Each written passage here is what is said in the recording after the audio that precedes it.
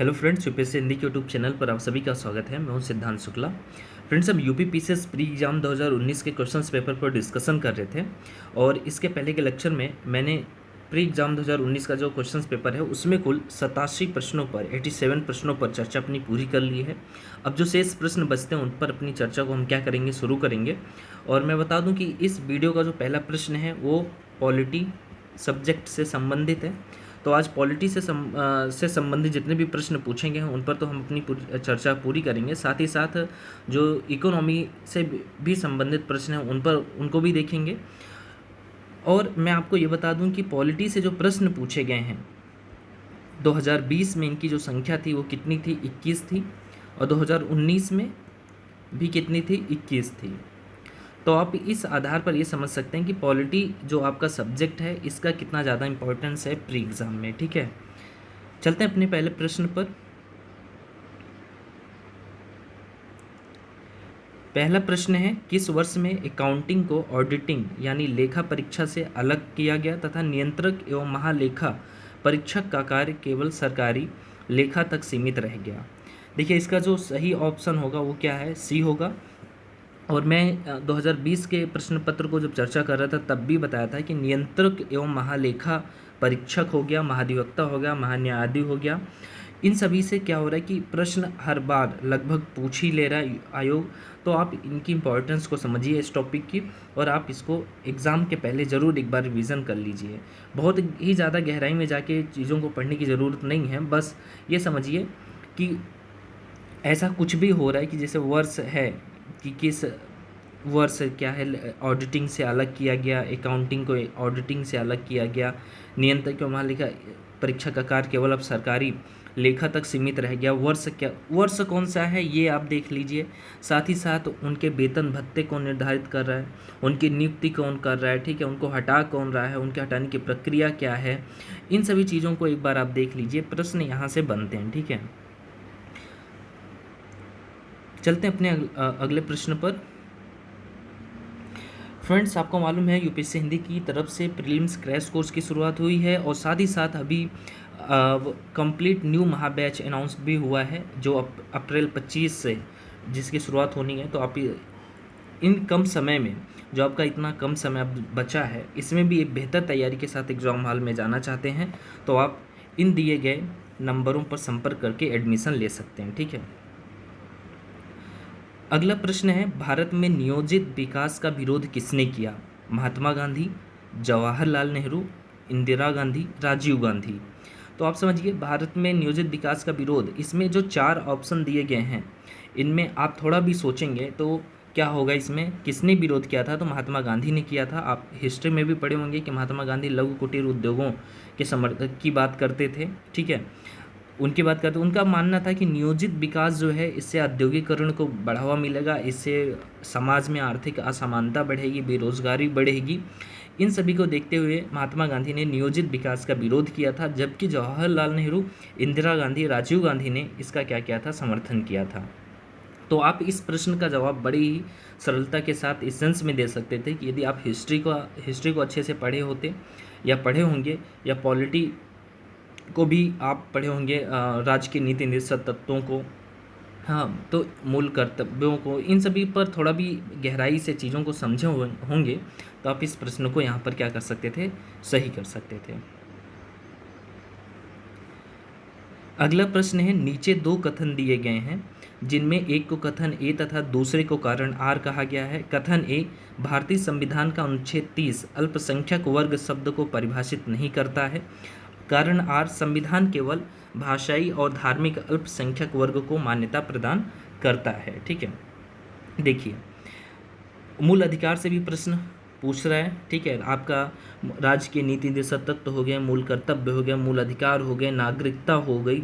यहाँ से प्रश्न तो हर बार बनने ही बनने हैं, इसमें सोचना ही नहीं, यहाँ से प्रश्न बनेंगे ही बनेंगे। ठीक है, अब आप ये समझिए आपके कितने मूल अधिकार हैं। मैं यदि थोड़ा संक्षेप में बात करूं तो कितने, 6 हैं ना। 6 कौन से? समता का अधिकार है 14 से 18 आर्टिकल देखें।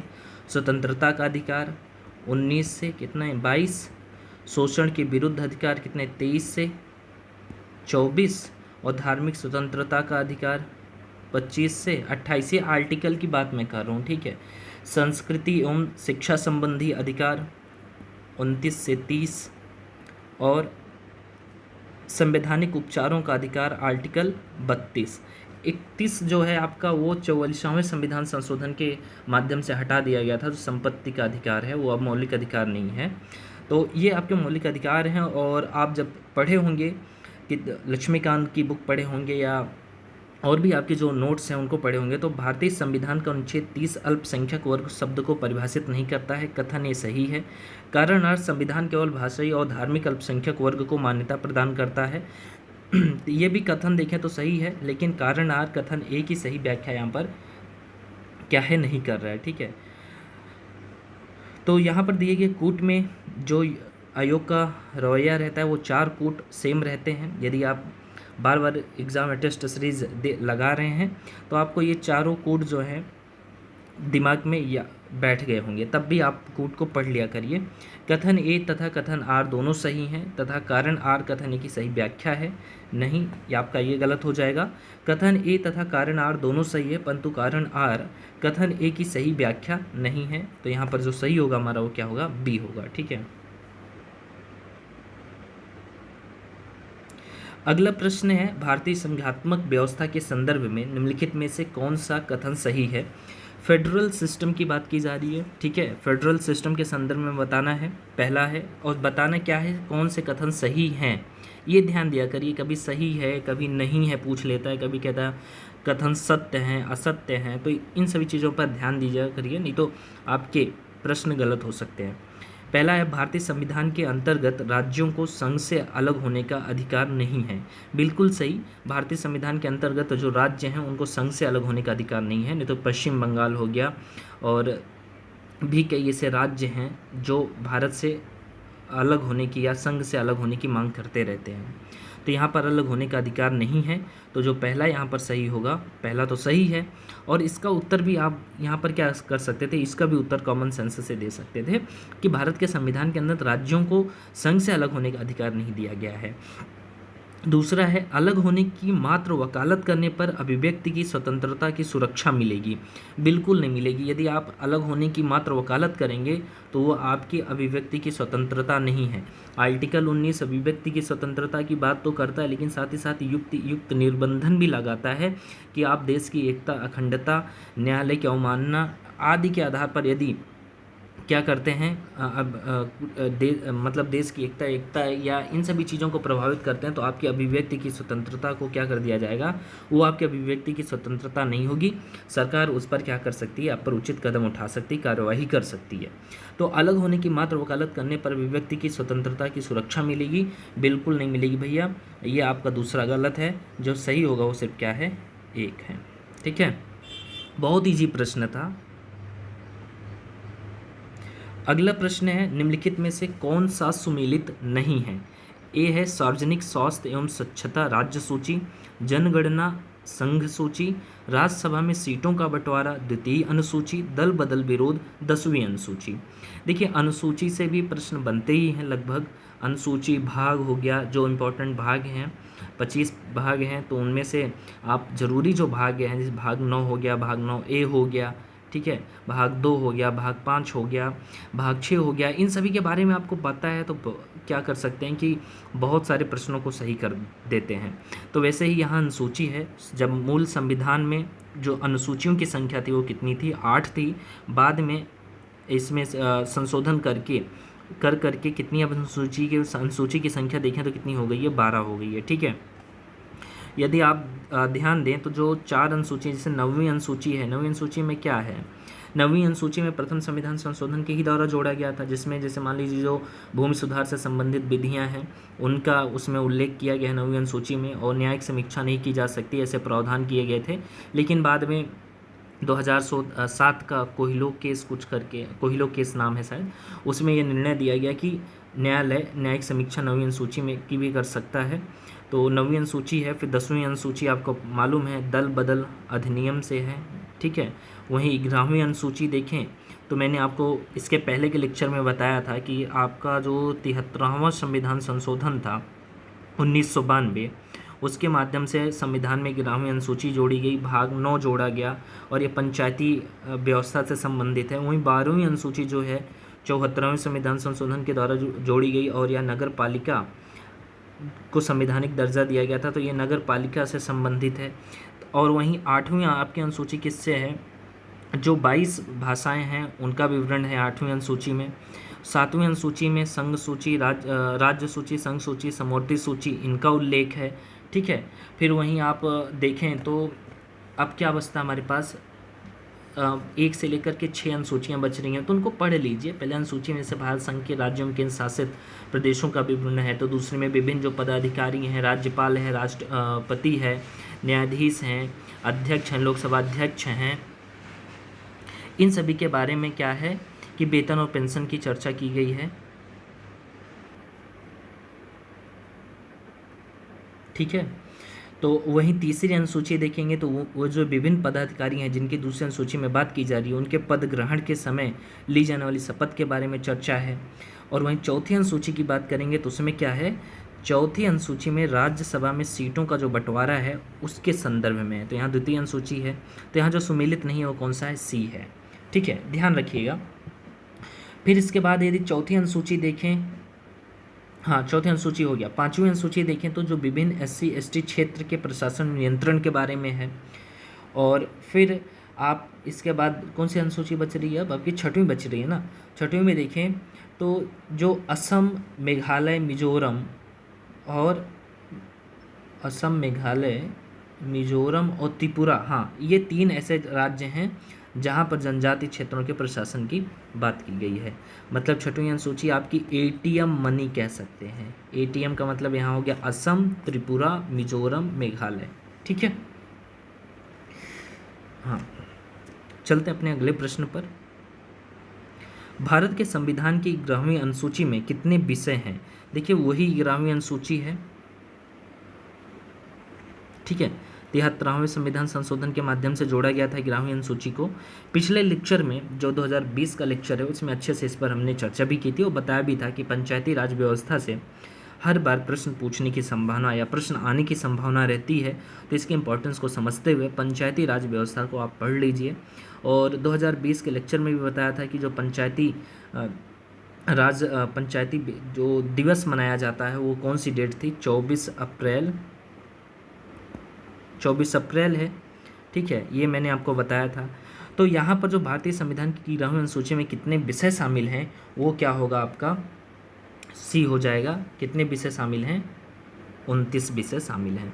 अब 12वीं अनुसूची में कितने विषय शामिल हैं, अब आप कमेंट करके बताइए। ठीक है, और ज़रूरी नहीं, हो सकता है अगली बार इससे पूछ ले कुछ कि बताइए 12वीं अनुसूची में कितने विषय शामिल हैं। या पूछ सकता है कि बताइए भारत के संविधान का ये जो आपका 73वां संविधान संशोधन है किससे संबंधित है, पंचायती राज व्यवस्था से है, नगर पालिका से है, या दल बदल अधिनियम से है। मतलब कुछ भी ऐसे इधर उधर से पूछे जा सकते हैं, तो आप देख लीजिएगा। अगला प्रश्न है, प्रधानमंत्री कार्यालय के संबंध में निम्नलिखित में कौन सा से कथन सत्य है? पहला है, यह 1977 में अस्तित्व में आया, इसका प्रधान कैबिनेट सचिव होता है। देखिए प्रधानमंत्री कार्यालय की बात करें तो प्रधानमंत्री, इसको पहले सचिवालय कहा जाता था। ठीक है, प्रधानमंत्री सचिवालय, और प्रधानमंत्री सचिवालय जो है 1947 में ही अस्तित्व में आ गया था, लेकिन 1977 में इसका नाम बदल करके क्या कर दिया गया, प्रधानमंत्री कार्यालय। तो यह 1977 में अस्तित्व में आया। यदि नाम के सेंस में पूछ रहा है तो ठीक है, पहला कथन आपका सही है। लेकिन ये पूछ रहा है कि ये कार्यालय या ये जो डिपार्टमेंट है यही 1977 में आया, तो ये आपका विकल्प क्या हो जाएगा, गलत हो जाएगा, क्योंकि 1947 में आया है। इसका प्रधान कैबिनेट सचिव होता है, बिल्कुल नहीं। जो प्रधानमंत्री सचिवालय होता है इसमें राजनीतिक प्रमुख होते हैं और प्रशासनिक प्रमुख होते हैं। राजनीतिक प्रमुख PM प्रधानमंत्री होता है और प्रशासनिक प्रमुख जो होते हैं वो प्रधान सचिव होते हैं। तो यहाँ दूसरा विकल्प आपका गलत होगा, पहले की संभावना ये सही लग रहा है और आयोग ने सी को ही शायद सही माना है। ठीक है, इसने सी को ही सही माना है, लेकिन कई लोगों का मानना है कि यहाँ पर डी होना चाहिए था। तो लेकिन आयोग ने सी को यहाँ पर क्या माना है, सही माना है। अगला प्रश्न है, भारतीय संविधान की 6ठी अनुसूची के प्रावधान निम्नलिखित में से किस राज्य में लागू होते हैं। तो अभी ऊपर ही चर्चा हमने की, एटीएम मनी त्रिपुरा होगा, ठीक है, सिक्किम, नागालैंड, उपयुक्त सभी, ये सब तो नहीं। अगला है, निम्नांकित में से कौन सा सुमेलित नहीं है। देखिए आर्टिकल 32 जो संवैधानिक उपचारों की बात करता है, यदि किसी व्यक्ति के मूल अधिकारों का उल्लंघन होता है तो वो आर्टिकल 32 के तहत कहाँ जा सकता है, सुप्रीम कोर्ट जा सकता है। और आर्टिकल 226 के तहत कहाँ जा सकता है, हाई कोर्ट जा सकता है। तो अब जाने के बाद क्या करते हैं, सुप्रीम कोर्ट, हाई कोर्ट जो भी होंगे ये क्या करेंगे, 5 प्रकार की रिट जारी करते हैं, उन्हीं रिटों के नाम हैं ये। अब कह रहा कौन सा सुमेलित नहीं है वो बताना है। बंदी प्रत्यक्षीकरण में to have the body of, इसमें बंदी प्रत्यक्षीकरण में न्यायालय जो बंदी करता होता है उन्हें क्या कहता है कि to have the body of, 24 घंटे के अंदर आपने जिसको बंदी बनाया है उसको मेरे समक्ष प्रस्तुत करो। बंदी प्रत्यक्षीकरण उससे संबंधित है। परमादेश में बी कमांड आदेश दिया जाता है। प्रतिषेध टू बी सर्टिफाइड, ये रॉन्ग है, टू बी सर्टिफाइड ना होकर के टू फॉरबिड होगा। और अधिकार परीक्षा बाई व्हाट अथॉरिटी, यदि अधिकार परीक्षा में आप किसी भी सार्वजनिक पद पर बैठे हैं और आपका बैठे जो हैं वो अवैधानिक है, जिस पर आप विराजमान हुए हैं, ठीक है, आपने उस औपचारिकता को पूरा नहीं किया है, इलीगल ढंग से आप विराजमान हैं, तो आपको वहाँ से क्या किया जाएगा, अधिकार परीक्षा रिट जारी की जाती है उस सेंस में, ठीक है। और प्रतिषेध का मतलब होता है कि न्यायालय जब कोई अर्धन्यायिक संस्था कोई निर्णय दे रही होती है या मान लीजिए वो अधिकार क्षेत्र से बाहर निकलकर कार्य कर रही होती है तो उसे रोकने के लिए यह रिट जारी की जाती है। तो टू बी फॉरबिड होगा, टू बी सर्टिफाइड यहाँ पर नहीं होगा। तो कौन सा सुमेलित नहीं है, वो कौन सा है, सी है, ठीक है। अब आप तब भी रिट को पढ़ लीजिएगा, ये मत समझिएगा कि रिट से अब वापस कभी प्रश्न नहीं बन सकते, बन सकते हैं। प्रतिषेध, उत्प्रेषण या इन सभी रिटों के बारे में सीधा पूछ लेगा, बताइए भैया कि उत्प्रेषण है ना, हाँ शायद यही रिट है, बताइए कि इस रिट से संबंधित दिए गए विकल्पों में से कौन से विकल्प सही हैं, पूछ सकता है, ठीक है। बंदी प्रत्यक्षीकरण को फिर रिपीटेड कर सकता है, ये बंदी प्रत्यक्षीकरण से संबंधित कौन से विकल्प इसमें मतलब सही नहीं है, तो बन सकते हैं प्रश्न। इसके ये मत समझ लीजिए एक बार प्रश्न आ गए तो दोबारा यहाँ से नहीं बन सकते, बन सकते हैं। अगला प्रश्न है, धन विधेयक भारत के संविधान के किस अनुच्छेद में परिभाषित किया गया है। अनुच्छेद 109, अनुच्छेद 110, अनुच्छेद 111, अनुच्छेद 112। तो आप धन विधेयक के बारे में आप प्रीवियस ईयर क्वेश्चन पेपर को सॉल्व करते होंगे तो मालूम होगा कि धन विधेयक से प्रत्यक्ष अप्रत्यक्ष रूप से प्रश्न पूछ ही लेता है। तो यहाँ पर जो सही विकल्प होगा वो क्या होगा, बी होगा, ठीक है, अनुच्छेद 110। अगला प्रश्न है, नागरिक पंजीकरण प्रणाली के अंतर्गत कितने दिनों के भीतर जन्म तथा मृत्यु की घटना को भारत में रजिस्ट्रेशन कराना कानूनी रूप से अनिवार्य होता है। तो यहाँ पर जो आपका होगा वो क्या होगा, बी होगा, 21 दिन के अंदर। निम्नलिखित में से भारत के संविधान के किसमें पर्यावरण संरक्षण एवं संवर्धन तथा वन व वन्य जीवन की रक्षा के प्रावधान पाए जाते हैं। राज्य के नीति निर्देशक तत्वों में, केवल मूल कर्तव्यों में। सी विकल्प है ए और बी दोनों में। डी है उपयुक्त में से कोई नहीं, प्रयुक्त में से कोई नहीं। तो आप ध्यान दीजिए, आप राज्य के नीति निर्देशक तत्व भी पढ़ रहे होंगे तो इन प्रावधानों को तो पढ़े ही होंगे कि पर्यावरण संरक्षण संवर्धन तथा वन व वन्य जीव की रक्षा के प्रावधान आपके राज्य के नीति निर्देशक तत्वों में भी मिल जाएंगे और मूल कर्तव्यों में भी पढ़ने को आपको मिला ही होगा, ठीक है। यदि आप यहाँ देखें तो जो राज्य के नीति निर्देशक तत्व में इस प्रावधान को जो है वो 42वें अमेंडमेंट के माध्यम से जोड़ा गया था, 48A, ठीक है। और वहीं मूल कर्तव्यों में देखा जाए तो जो 7वां मूल कर्तव्य है उसमें इस प्रावधान की क्या की गई है, चर्चा की गई है। तो यहाँ जो सही विकल्प होगा वो क्या हो जाएगा, सी हो जाएगा। अगला प्रश्न है, पंचायतों के संदर्भ में निम्नलिखित में से कौन सा से कथन सही है और हैं। पहला है 50% सीटें अनुसूचित जाति अनुसूचित जनजाति की महिलाओं के लिए आरक्षित होंगी। देखिए जो पंचायतों के संदर्भ में देखें तो जो महिलाओं के लिए सीटें आरक्षित की गई हैं उनकी संख्या 1/3 है। ठीक है, तो अनुसूचित जाति अनुसूचित जनजाति की जो महिलाएं हैं उनके लिए भी जो संख्या निर्धारित हो कितनी है, 1/3 है।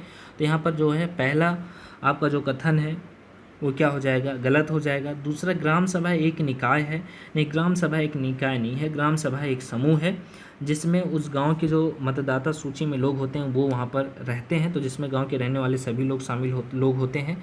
ये भी आपका विकल्प गलत हो जाएगा। मध्यवर्ती स्तर पर एक पंचायत होगी, ये सही है।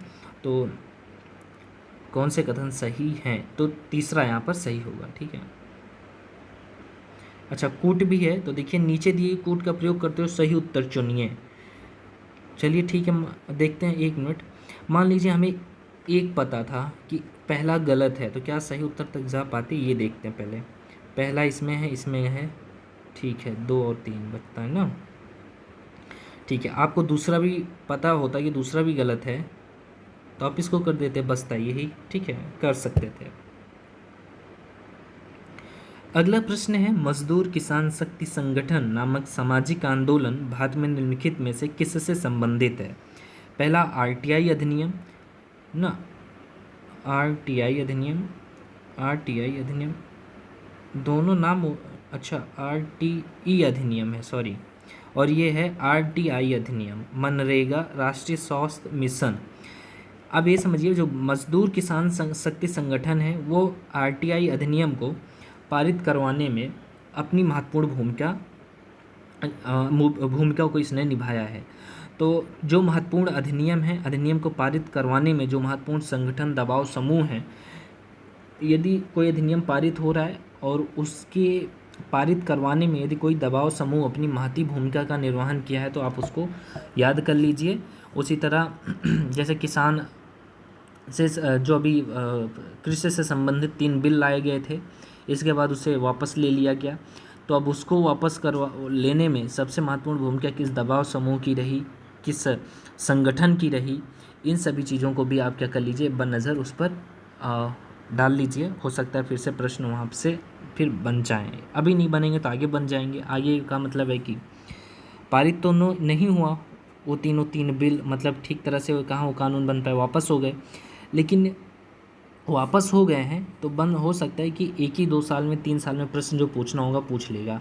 फ्यूचर में आगे 4-5 सालों के बाद यहाँ से प्रश्न बने, ये संभव नहीं है। संभव इसलिए नहीं क्योंकि जब वो बिल अधिनियम अब इम्प्लीमेंट उसका हो ही नहीं रहा है उन कानूनों का, तो उसका आगे प्रश्न बने फ्यूचर में, तो ये थोड़ा क्या है, संभव नहीं है। आरटीआई अधिनियम से प्रश्न बन सकता है क्योंकि ये अभी वर्तमान में क्या है, वर्तमान में प्रासंगिक है, मतलब ये अधिनियम है, तो इससे प्रश्न ऐसे बन सकते हैं। अगला प्रश्न है, किसने कहा भारत एक अर्धसंघात्मक राज्य है, तो आइवर जेनिंग्स ये है ना, ठीक है, इन्होंने कहा था। Lord Bryce, H J. Laski, K C. Wheare, ये सब नहीं है। जो तुम्हारा यहाँ पर जो विकल्प सही होगा वो क्या हो जाएगा, बी होगा। निम्नलिखित घटनाओं को काल अनुक्रम में व्यवस्थित कीजिए और नीचे दिए कूटों में से सही उत्तर चुनिए। पहला है, महाराजा हरि सिंह ने विलय पत्र पर हस्ताक्षर किए, कि मतलब घटना कौन सबसे पहले हुई थी। भारत का संविधान लागू हुआ, ये बताना है कि महाराजा हरि सिंह ने विलय पत्र पर हस्ताक्षर किए, संविधान लागू होने के बाद उन्होंने किया था, उसके पहले किया था। जम्मू कश्मीर की प्रभु सत्ता संपन्न संविधान सभा ने भारत में विलय को अनुमोदित किया, कब किया, ये बताना है। जम्मू तथा कश्मीर राज्य का नया संविधान लागू हुआ, ये बताना है। तो आप ये समझिए कि आपको थोड़ा भी मोटा मोटा इसका कॉन्सेप्ट माइंड में याद आता होगा, तो आप यहाँ कैसे विकल्प सही करेंगे वो देखते हैं। जब 1947 में देश आज़ाद हो गया तो रियासतों को स्वतंत्र रहने का भी अधिकार था और पाकिस्तान और भारत का जो अधिराज्य हैं इनमें भी विलय होने का अधिकार था, वो अपनी स्वेच्छा से देख सकते थे क्या करना है। कश्मीर ने अपने आप को स्वतंत्र रखने की घोषणा की, उस समय वहाँ के महाराजा हरि सिंह थे, लेकिन पाकिस्तान समर्थित जो काबिलियाई जो समूह है जब कश्मीर पर अटैक किए तो इन्होंने भारत से मदद मांगी और भारत ने कहा कि देखिए तभी हम कर सकते हैं जब आप भारत में विलय होने के कि आप क्या करते हैं, वो विलय पत्र पर वो हस्ताक्षर करेंगे तभी होगा। तो महाराजा हरि सिंह ने कहा ठीक है करवा लीजिए, कोई दिक्कत नहीं, आप मेरी अभी रक्षा कीजिए, हमारी हेल्प कीजिए। तो ये डेट जो हम याद करें तो ये 26 अक्टूबर 1947 के आसपास की बात हो रही है। फिर इसके बाद संविधान लागू हो रहा है 1947 के बाद। यदि मान लीजिए चलो हमें पहले ये घटना के बारे में मालूम है, क्योंकि भारत का संविधान कब लागू हुआ, 26 जनवरी 1950 को ना। तो हमें ये पता है कि दिए गए जो कूट हैं, यदि दिए गए कूट में से दूसरे से पहले या दूसरे के बाद, मतलब ये समझिए कि कोई कूट है दूसरा और दूसरे के बाद पहला, इस क्रम में कूट में ये क्रम दिए गए होंगे तो वो आपका कूट गलत होगा। तो यहाँ पर देख लेते हैं एक बार, यहाँ पर क्या है, पहले दूसरे से पहले ये है, ठीक है। यहाँ पर देखो, ठीक है, अच्छा काम नहीं बनने वाला, आगे चलिए। ठीक है, ये देखिए 26 जनवरी 1950 को भारत का संविधान लागू हुआ था और जम्मू कश्मीर की प्रभु सत्ता संपन्न संविधान सभा ने भारत में विलय को अनुमोदित किया था। तो इसकी डेट जो है वो है 11 नवंबर 1957 है। और जम्मू तथा कश्मीर राज्य का नया संविधान लागू हुआ वो देखें तो क्या है, 26 नवंबर 1957 है। तो जो काल अनुक्रम में सही क्या था, व्यवस्थित करना था। तो सबसे पहली जो घटना यहाँ पर हो रही है, पहला मतलब हो रही है वो कौन सी है, फर्स्ट। फिर इसके बाद 1950 वाली घटना हो रही है, फिर कौन सी हो रही है, तीसरी, फिर चौथी। मतलब ये कूट में दिए गए इस फॉर्मेट में जो कूट होगा वही अपना सही होगा, पहला दूसरा तीसरा चौथा, पहला दूसरा तीसरा चौथा, सी होगा, ठीक है।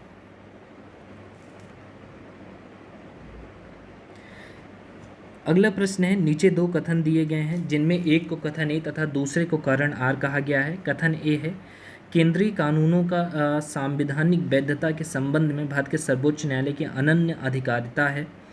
कारण आर है, सर्वोच्च न्यायालय भारतीय संविधान का संरक्षक है, ठीक है। कथन ए जो है ये क्या लग रहा है कि रॉन्ग है, क्योंकि सर्वोच्च न्यायालय की जो अनन्य अधिकारिता है इसको सीमित किया गया है। और ये जो संविधान संशोधन रहा था, ठीक है, एक संविधान संशोधन 43rd शायद है, उस संविधान संशोधन के द्वारा सर्वोच्च न्यायालय की अनन्य अधिकारिता को सीमित किया गया है और सर्वोच्च न्यायालय भारतीय संविधान का संरक्षक है। तो ये ठीक है। अब दिए गए विकल्पों में देखें तो कथन ए गलत होगा, आर सही है। तो कथन ए सही है किंतु कारण आर गलत है। तो यहाँ पर जो होगा वो कौन सा होगा, सी, ठीक। कथन अरे इसमें कहाँ लगा दिया यार, ये होगा, ठीक है। कथन ए गलत है किंतु कारण आर सही है। लेकिन आप ध्यान रखिएगा, आयोग ने जिस सही विकल्प को, जिस कोड को सही माना है वो क्या है, ए है। अगला प्रश्न है, भारत में राष्ट्रीय पंचायती राज दिवस मनाया जाता है 24 अप्रैल, अभी बताया था। अगला प्रश्न है, 42वें संविधान संशोधन द्वारा किस अनुच्छेद के माध्यम से श्रमिकों की प्रबंधन में भागीदारी सुनिश्चित की गई। अनुच्छेद 38, अनुच्छेद 39 से अनुच्छेद 45, अनुच्छेद 43 ए। तो ये कौन सा होगा, डी होगा, ठीक है। संविधान की प्रस्तावना का विधिक स्वरूप क्या है, यह लागू किया जा सकता है, यह लागू नहीं किया जा सकता, विशेष परिस्थितियों में लागू किया जा सकता है, उपयुक्त में से कोई नहीं। तो आपको मालूम होगा कि बेरूबारी जो वाद है 1960, बेरूबारी वाद 1960, प्रश्न यहाँ से फिर से बन सकते हैं कभी भी, तो आप देख लीजिए। बेरूबारी वाद में क्या कहा गया, प्रस्तावना संविधान का अंग नहीं है। केशवानंद केस 1973 में क्या कहा गया कि प्रस्तावना संविधान का अंग है, क्योंकि जब कभी भी कोई प्रावधान हमें संविधान के नहीं समझ में आते हैं, दिक्कत होती है, तो हम प्रस्तावना को ही आधार बनाते हैं। लेकिन उन्होंने कहा था कि संविधान का अंग है, लेकिन इसे न्यायालय से हाँ है। और प्रस्तावना का विधिक स्वरूप क्या है, इस सेंस में उन्होंने कहा था कि इसे न्यायालय से लागू नहीं करवाया जा सकता, ठीक है। ये संविधान का तो अंग है लेकिन न्यायालय से इसे लागू नहीं करवाया जा सकता। तो यहाँ जो सही होगा वो क्या होगा, बी होगा। भारतीय संविधान के अनुच्छेद 162 के शीर्षक के संबंध में निम्नलिखित में से कौन सा सही है? पहला, राज्य की कार्यपालिका शक्ति, राज्यपाल के कार्यालय के लिए शर्तें, राज्यपाल की पदावधि, राज्य की कार्यपालिका शक्ति का विस्तार। तो डी होगा यहाँ पे, ठीक है। अब हमारे प्रश्न जो हैं वो इकोनॉमी से हैं, और इकोनॉमी से संबंधित जो पहला प्रश्न है वो है, नीचे दो कथन दिए गए हैं जिनमें एक को कथन ए तथा दूसरे को कारण आर कहा गया है। कथन ए है, मानव विकास सूचकांक एवं सतत विकास लक्ष्यों पर आधारित भारतीय राज्यों की वरीयता में घनात्मक संबंध है, ठीक है। और कारण आर है, एसडीजी लक्ष्यों के आधारभूत आयाम शिक्षा एवं स्वास्थ्य से घनिष्ठता के साथ अंतर संबंधित है। तो दोनों कथन यहाँ पर सही भी है, और कारण आर ए की सही यहाँ पर क्या कर रहा है, व्याख्या कर रहा है, ठीक है। तो जो यहाँ पर सही कूट होगा वो क्या होगा, ए होगा, कि कथन ए तथा कारण आर दोनों सही हैं तथा कारण आर कथन ए की सही व्याख्या है। अगला प्रश्न है, बहुआयामी निर्धनता सूचकांक में सम्मिलित होता है। देखिए, बहुआयामी निर्धनता सूचकांक क्वेश्चंस पेपर 2020 का आपने मेरा जो डिस्कशन सुना होगा तो इस पर मैंने चर्चा की थी। तो 2019 में बहुआयामी निर्धनता सूचकांक में सम्मिलित होता है, स्वास्थ्य, शिक्षा, जीवन स्तर तीनों शामिल होंगे। 2019 के प्रश्न में बहुआयामी निर्धनता सूचकांक से प्रश्न पूछा गया, और 2020 में इसी से संबंधित क्या किया गया है, प्रश्न पूछा गया है प्रत्यक्ष अप्रत्यक्ष रूप से। तो 2020 के प्रश्न पत्र में इस प्रश्न की अच्छे से हमने चर्चा की थी, तो यहाँ पर चर्चा दोबारा नहीं करूँगा, नहीं तो काफ़ी समय वीडियो भी खिंच जाएगा और आपका समय भी खराब होगा। तो यहाँ जो दी गए कोट में से सही है वो कौन सा है, डी है। राष्ट्रीय परिवार स्वास्थ्य सर्वेक्षण सम्मिलित नहीं करता है उच्च रक्तचाप को, मधुमेह को, एचआईवी परीक्षण को, मृत्यु का पंजीकरण। तो एचआईवी को क्या करता है या सम्मिलित नहीं करता है। नीचे दो कथन दिए गए हैं जिनमें एक को कथन ए तथा दूसरे को कारण आर कहा गया है। कथन ए है, सतत विकास मानव समाज के कल्याण हेतु महत्वपूर्ण है। सतत विकास मानव समाज के कल्याण हेतु महत्वपूर्ण है, बिल्कुल सही है। कारण आर है, सतत विकास से अभिप्राय ऐसे विकास से है जो भावी पीढ़ियों की ज़रूरतें पूरी करने की योग्यता को प्रभावित किए बिना वर्तमान समय की आवश्यकता पूरी करे, ठीक है। देखिए, सतत विकास लक्ष्य से कई सारे प्रश्न पूछे जा रहे हैं। एनवायरमेंट इकोलॉजी में देख लीजिए या आप इकोनॉमी में देख लीजिए, तो 2020 का प्रश्न उठा के देख लीजिए या 2019 का प्रश्न पत्र देख लीजिए, प्रश्न तो बहुत ही आ रहे हैं सतत विकास लक्ष्य से। तो आप देख लीजिएगा, इसमें को अच्छे से पढ़ लूँ, ठीक है, प्रश्न आ रहे हैं यहाँ से। तो यहाँ पर जो होगा, कथन ए तथा कारण आर दोनों सही हैं, और तथा कारण आर जो है कथन ए की सही व्याख्या भी कर रहा है, तो ए सही हो जाएगा। निम्नलिखित में से किस प्रत्यक्ष लाभ योजना को Guinness book of world record द्वारा विश्व की सबसे बड़ी प्रत्यक्ष लाभ योजना माना गया है? भैया, बहुत सबसे बड़ी प्रत्यक्ष लाभ योजना की बात हो रही है। देखिए, आप उन्हीं योजनाओं को पढ़ सकते हैं, पढ़िए जो बहुत ही ज़्यादा मतलब आपको लग रही है कि सबसे बड़ी प्रत्यक्ष लाभ योजना कह रहा है ना, तो यहाँ पर पहल है। तो योजनाओं को भी कैसे पढ़ें, इसके लिए आपको ये समझना होगा कि जो गौण योजनाएं हैं जिनका मतलब कि सरकार का मन नहीं था, बस ऐसे ही समझो चला दी कोई योजना, या कोई योजना बहुत पहले से चली आ रही है, उसके लिए कुछ उसमें सुधार करके बस वैसे ही उसको शुरुआत कर दी, उसका बहुत ही ज़्यादा मतलब वो चर्चा में नहीं है वो योजना, तो वहाँ से प्रश्न बनना थोड़ा मुश्किल है। लेकिन हाँ, उन योजनाओं से भी प्रश्न बन सकते हैं। जैसे मान लीजिए कोई वंचित वर्ग है, ठीक है, किसी सीमित वर्ग को ही उस योजना से लाभ होने वाला है, आप समझ लो अगर इससे तो बहुत सीमित वर्ग को लाभ होने वाला है, ये हमारे काम की नहीं है, नहीं वो काम की है। SC ST बच्चों या महिलाओं के संदर्भ में कोई योजना बन रही है, बहुत सीमित लोगों को ही वह फ़ायदा देगी, लेकिन वह योजना महत्वपूर्ण हो जाती है। आप प्रीवियस ईयर क्वेश्चन पेपर को समझेंगे तब भी ये समझ पाएंगे कि आपको किस योजना को पढ़ना है और किस योजना को छोड़ देना है। तो प्रीवियस ईयर क्वेश्चन पेपर को इसीलिए देखिए, वो इसलिए महत्वपूर्ण हो जाते हैं आपके जो प्रीवियस ईयर क्वेश्चन हैं। अगला प्रश्न है, राष्ट्रीय खाद्य सुरक्षा अधिनियम के संदर्भ में निम्नलिखित कथनों में से कौन से सही हैं और हैं? पहला, यह 75% ग्रामीण और 50% शहरी जनसंख्या को आच्छादित करेगी। राष्ट्रीय खाद्य सुरक्षा अधिनियम 2013, ठीक है, यह सही बात है, 75% ग्रामीण और 50% शहरी जनसंख्या को कवर करेगी।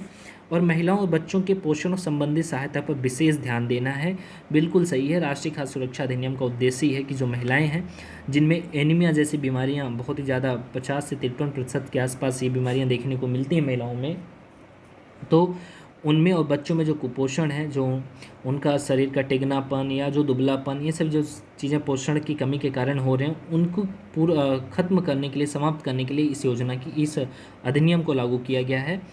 तो महिलाओं और बच्चों को पोषण संबंधी सहायता पर विशेष ध्यान देना है, सही है। 18 वर्ष आयु से अधिक की सबसे बड़ी महिला परिवार की मुखिया होगी, ये भी सही है, क्योंकि जो आपके घर का आप ध्यान दिए होंगे, जो राशन कार्ड है उसमें क्या किया गया है कि 18 वर्ष की जो बड़ी घर में आप महिला हैं उनके नाम से राशन कार्ड इशू किए जा रहे हैं। वजह ये है कि महिलाओं के सशक्तिकरण पर, विमेन एम्पावरमेंट पर ध्यान देना है। तो ये तीनों विकल्प सही हैं। और आपको ये भी पता होगा कि इस अधिनियम के तहत जो गेहूँ, चावल और मोटा जो अनाज है उसे क्रमशः 3, 2 और 1, ठीक है, 3, 2, 1 रुपये प्रति किलो के हिसाब से क्या होता है, हमें मिलता है। मतलब कि गेहूँ 3 रुपये किलो, चावल 2 और मोटा अनाज 1। दिए गए कुछ से सही उत्तर चुनना है, तो यहाँ पर सी हो जाएगा। अगला प्रश्न है, भारत में पट्टेदारी काश्तकारी का मतलब, यहाँ काश्तकारी सुधार की बात हो रही है। काश्तकारी सुधार के उपायों के संदर्भ में कौन सा से कथन सही हैं और हैं। ये भी बहुत ज़्यादा टफ प्रश्न नहीं था। आपने जो इकोनॉमी पढ़ते समय, ये मेंस जो आपकी मुख्य परीक्षा है उसमें इस टॉपिक को बहुत भी ज़्यादा, जो भूमि सुधार आपका टॉपिक है उसमें बहुत ही अच्छे तरीके से इन सभी चीज़ों को क्या किया जाता है, विश्लेषण या बहुत ही गहन चर्चा के साथ इस पर क्या की जाती है, तो अब डिस्कशन होता है।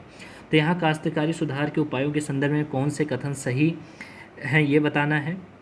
देखिए, लगान का विनियमन करना बिल्कुल सही है। ये काश्तकारी सुधार में बार बार ये बात उठती रही कि लगानों का विनियमन होना चाहिए। कौन सा योजना आयोग ने कि योजना आयोग ने शायद कहा है, या नीति आयोग ने, कि लगान जो होनी चाहिए वो 20 से 25% तक ही होनी चाहिए, लेकिन वर्तमान में लगान कितने वसूले जा रहे हैं, 50% तक वसूले जा रहे हैं। तो इससे क्या हो रहा है, काश्तकार जो होते हैं उनको जो लाभ होना चाहिए, उचित जो लाभ होना चाहिए वो नहीं मिल पा रहा है। तो लगान का विनियमन किया जाए, अवधि की सुरक्षा दी जाए, क्योंकि भूस्वामी जो होते हैं वो काश्तकार को जब मन करता है बर्खास्त कर देते हैं अपने खेत से। तो अवधि की उनको सुरक्षा दी जाए। पट्टेदारी पर स्वामित्व की घोषणा भी की जाए। देखिए, पट्टेदारी पर स्वामित्व की घोषणा की जाए। काश्तकारी सुधार में शायद, मैं कंफर्म नहीं बात बोलूँगा यहाँ पे, शायद मैं कह रहा हूँ कि शायद है कि 12 वर्ष तक जो खेती करता है काश्तकार, उसको उसका स्वामी बना दिया जाए। शायद ऐसी बातें काश्तकारी सुधार में की गई है। वर्ष मुझे नहीं पता एग्जैक्ट क्या है, लेकिन जो याद कर पा रहा हूँ मैं यहाँ पे, वो शायद 12 वर्ष है। तो पट्टेदारी पर स्वामित्व की घोषणा, ये तीनों विकल्प जो दिए गए हैं क्या है, सही है। ठीक है, पट्टेदारी भूमि सुधार के संबंध में काश्तकारी सुधार आता है आपका। और बहुत सारे और सुधार की बात की जा रही है, लीजिंग हो गया और सीलिंग हो गया, चकबंदी हो गया, सहकारी कृषि हो गया। इन सभी सुधारों पर क्या हो रही है, बहुत ही ज़्यादा न्यूज़ में इन सभी चीज़ों पर भी चर्चा हो रही है, क्योंकि बढ़ती हुई जनसंख्या, संयुक्त परिवार का टूटना, ठीक है, इन सब के कारण जो भूमि का है उपविभाजन और अपविखंडन बड़ी तेज़ी से हो रहा है। इनके साथ साथ काश्तकारों का भी शोषण बड़ी तेज़ी से बढ़ रहा है। और जब ये समझिए भूस्वामी काश्तकारों का इस तरह से शोषण करेगा, तो काश्तकार जिस खेत पर, जिस भूमि स्वामी है उसके खेत पर जो खेती कर रहा है, वो काश्तकार उस खेत में की उर्वरता को बनाए रखने के लिए, उस मृदा की उर्वरता बनाए रखने के लिए थोड़ी ना प्रेरित होगा। यदि कोई भी सरकार योजना लागू कर रही है तो लाभ किसको मिल रहा है, भूस्वामी को मिल रहा है। खेती कौन कर रहा है, काश्तकार कर रहा है। अब काश्तकार को बेचारे को कुछ ना मिल करके जो भी योजनाओं का लाभ है वो भूस्वामी को मिल रहा है, और भूस्वामी अधिक से अधिक उससे लगान भी वसूल रहा है, तो काश्तकार कहाँ प्रेरित होगा कि ज़मीन की उर्वरता बनाए रखने के लिए उसके लिए बराबर क्या करता रहे, जो उसको खाद्य पदार्थों की ज़रूरत है मृदा को वो देता रहे। ये सब चीज़ें वो काश्तकार थोड़ी ना ध्यान देगा। तो इन्हीं संदर्भों में बात किया गया था कि काश्तकारी सुधार में ये किया जाए। बहुत लंबा टॉपिक है, और मैं उम्मीद करता हूँ कि आपने जब सिलेबस को पढ़ा होगा, चाहे सेल्फ स्टडी से या किसी टीचर के माध्यम से, इन सभी चीज़ों को अच्छे से आपने समझा होगा। ठीक है, तो यहाँ जो सही विकल्प होगा, वो सही उत्तर कूट होगा, वो क्या होगा, डी होगा।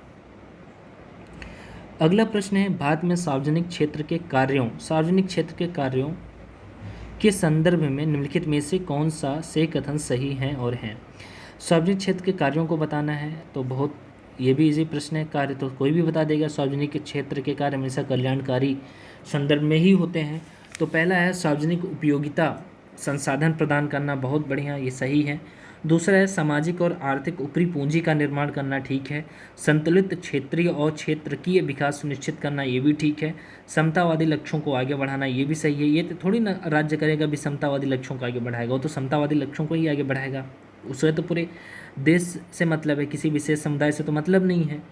लेकिन हाँ, वो उन्हीं विशेष समुदायों के लिए क्या करेगा, उनको आगे बढ़ाने की कोशिश करेगा जो वंचित हैं, कई वर्षों से वो पीछे रह गए हैं, महिलाओं, SC ST बच्चों, इन सब में वहाँ पर सकारात्मक भेदभाव हो सकता है। तो यहाँ पर सही है, तो 1 2 3 4 ये C सही हो जाएगा। अगला प्रश्न है राष्ट्रीय सामाजिक सहायता कार्यक्रम में गरीबी रेखा से नीचे के लिए निम्नलिखित कार्यक्रम सम्मिलित नहीं है। राष्ट्रीय परिवार लाभ कार्यक्रम, अन्नपूर्णा, तीसरा महिला किसान सशक्तिकरण परियोजना, उपर्युक्त सभी। देखिए, जो आपका राष्ट्रीय सामाजिक सहायता कार्यक्रम है, इसमें इसके तहत 5 सहायता कार्यक्रम की शुरुआत की गई है, या 5 सहायता कार्यक्रम इसमें सम्मिलित हैं। पहला है इंदिरा गांधी राष्ट्रीय वृद्धावस्था पेंशन योजना, लिखना है तो आप लिख लीजिए। जो 5 हैं वो क्या है, पहला है इंदिरा गांधी राष्ट्रीय वृद्धावस्था पेंशन योजना, दूसरा है इंदिरा गांधी राष्ट्रीय विधवा पेंशन योजना, ठीक है, और तीसरा है इंदिरा गांधी राष्ट्रीय विकलांगता पेंशन योजना, ठीक है। और जो 2 शेष बचते हैं वो कौन से हैं, राष्ट्रीय परिवार लाभ कार्यक्रम है और अन्नपूर्णा है। यहाँ पर जो नहीं होगा, सम्मिलित नहीं है, वो C है। अगला प्रश्न है लघु उद्योगों के लिए बनी निम्नलिखित समितियों को काल अनुक्रम में व्यवस्थित कीजिए और नीचे दिए कूटों से में से सही उत्तर चुनिए। देखिए, जो कार्बे समिति है, इसकी बात करें तो ये सबसे पहले दिए गए इन जो 3 अन्य समितियों से पहले जो ये समिति पहले आती है 1955 में। तो क्या करना है, काल अनुक्रम के हमें व्यवस्थित करना है। तो हमें ये पता है कि कार्बे समिति जो है इन 3 समितियों से पहले आई हुई है। तो दिए गए कूटों को देखते हैं, जिन कूट में पहले चौथा ये ऑप्शन दिया होगा वो हमारा कूट सही हो जाएगा, नहीं तो हम फिर से देखेंगे आगे। देखिए, कूट है, यहाँ पहला है, ये गलत हो जाएगा, यहाँ तीसरा है, ये गलत हो जाएगा, चौथा है, इसके सही होने की संभावना है, ये गलत हो जाएगा, C सही हो जाएगा। इसका मतलब है कि ऐसे प्रश्न पूछने के बाद भी यदि आपको क्या बोलते हैं कि 1 2 जो प्रथम है, या जो मतलब जो फेमस जो समितियां रही हैं उन सभी के बारे में 1 2 के बारे में पता है, तब भी आप प्रश्न को यहाँ पर सही कर सकते हैं, ठीक है। तब भी मैं बता दूं 1955 कार्बे समिति है, और नायक समिति जो है 1991 है, आबिद हुसैन समिति जो है वो 1995 है, और जो SS कोहली समिति है वो 2000 है, ठीक है।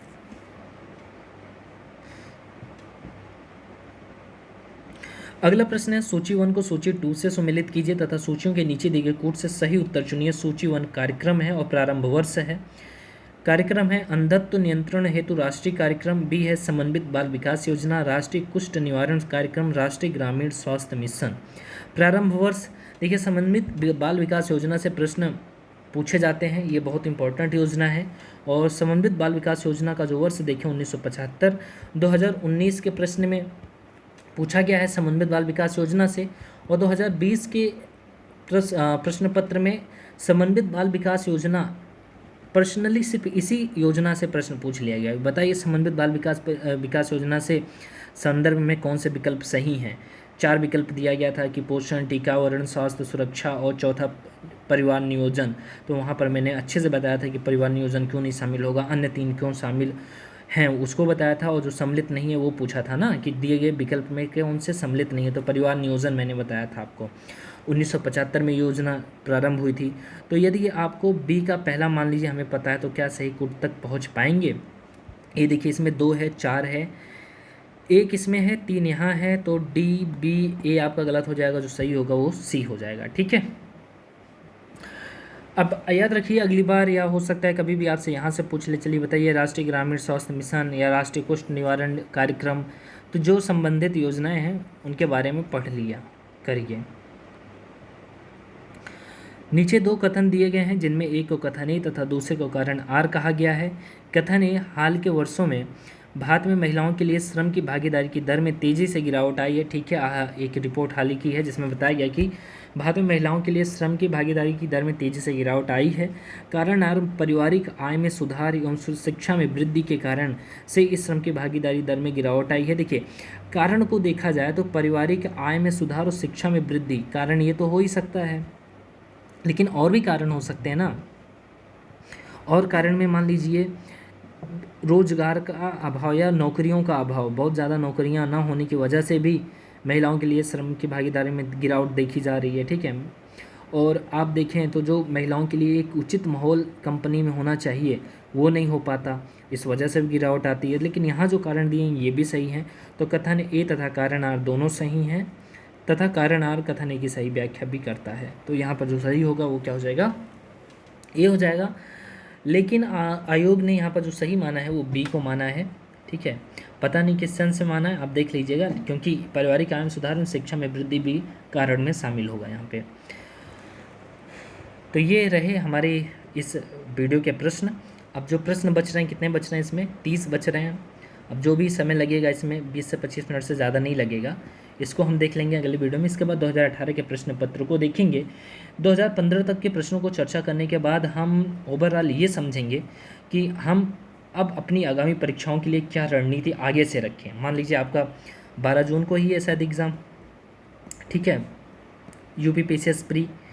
इसके बाद फिर जब आप मान लीजिए 2023 में दे रहे हैं, जो आगे एग्ज़ाम दे रहे हैं उनके लिए क्या एक बेहतर रणनीति होनी चाहिए, उसको हम क्या करेंगे, 5 वर्षों के प्रश्न पत्रों को कम से कम चर्चा करने के बाद समझेंगे। तब आप एक अच्छी स्थिति में होंगे। यदि आप मेरा वीडियो कंटिन्यू देख रहे हैं तो आप एक अच्छी स्थिति में लास्ट में होंगे कि आपके लिए एक बेहतर स्ट्रेटजी क्या हो, आप कम समय में बेहतर कैसे तैयारी करके प्री एग्ज़ाम को क्रैक कर सकते हैं, उसकी एक बेहतर रणनीति आप बना पाएंगे। ठीक है, इसके बाद आप किसी भी कुछ भी देखने की ज़रूरत जीवन में नहीं पड़ेगी। इस वीडियो उस यूट्यूब पे या तरह तरह के जहाँ जहाँ देखते हैं वहीं स्ट्रेटजी देखते पड़े रहते हो, वो देखने की भी ज़रूरत आपको नहीं पड़ने वाली है। ठीक है, मिलते हैं अपने अगले वीडियो में, तब तक के लिए धन्यवाद।